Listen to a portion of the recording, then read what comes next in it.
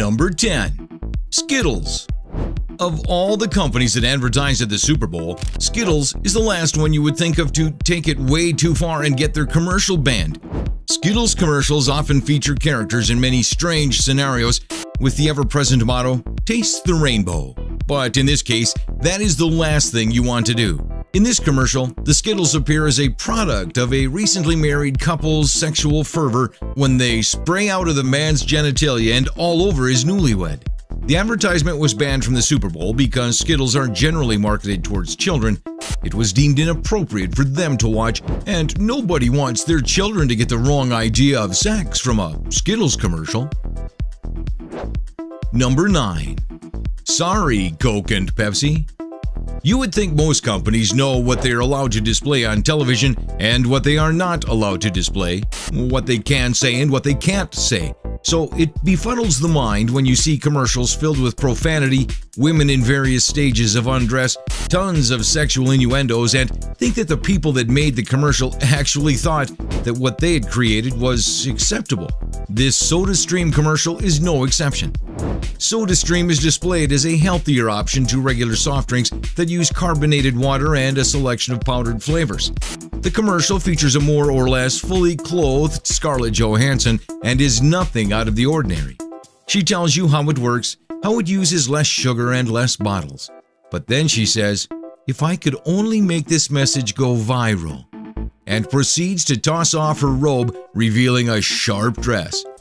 Music starts playing, she drinks the soda and says, ruining the commercial's chances, "Sorry, Coke and Pepsi."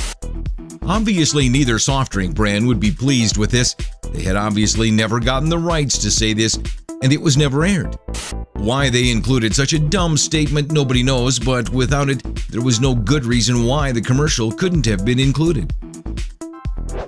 Number 8. Durex. What's the worst that could happen?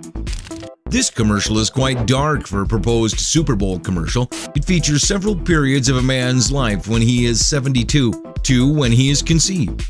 The boy, born from his parents' lack of protection, would rob a bank at the age of 72, break into a house in his 40s, run children off the street into oncoming traffic when he was 18, and would burn a cat in a stove at the age of 4.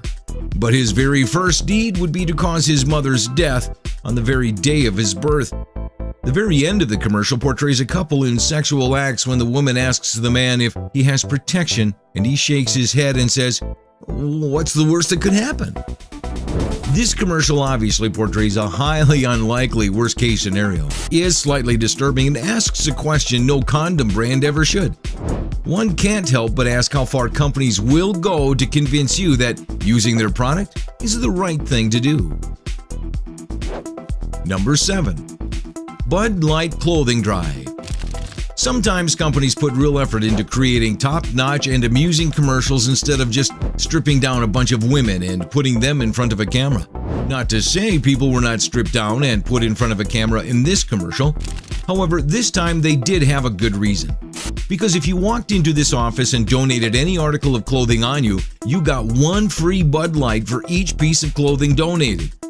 This, of course, led to nearly every man and one woman stripping naked and going about their work as normal, causing a few mishaps and, of course, awkward situations. Like when a man runs to catch the elevator with 2 other women already waiting inside it, or when a guy walks into a wall as he walked past the naked female receptionist. The commercial wasn't sexual in any way. It was all done in jest and everything was appropriately censored, but they still couldn't quite get away with an office full of, presumably now drunk, naked people. Number 6. The Super Bowl is one of the best ways to put something, anything in front of tens of thousands of people. When you are an activist group of any kind, getting a commercial on the Super Bowl spreads your ideas like wildfire. Along with the fact that sex sells, which we see so often it might devalue itself, is still a thing. So in order to get their animal rights ideas out there, PETA decided to submit a commercial to the Super Bowl commercial playlist that focused on the theory that vegetarians have better sex than non-vegetarians. The entire video is chock full of women in various states of undress performing sexual acts with vegetables to heavy metal saying, "Studies show vegetarians have better sex."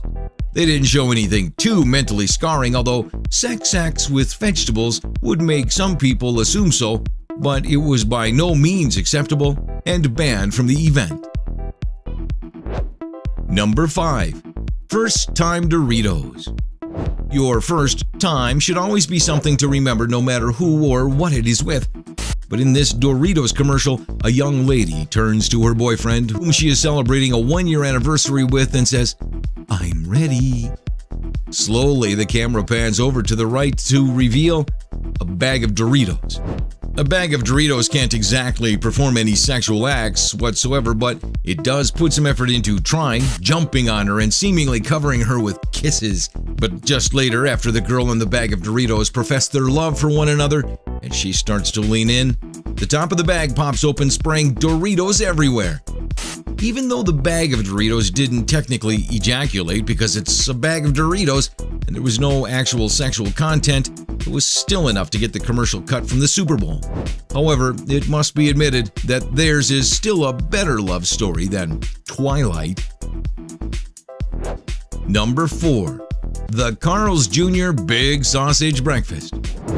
When you think of banned Super Bowl commercials, you probably think of a company going way too far with exploiting feminine sexuality.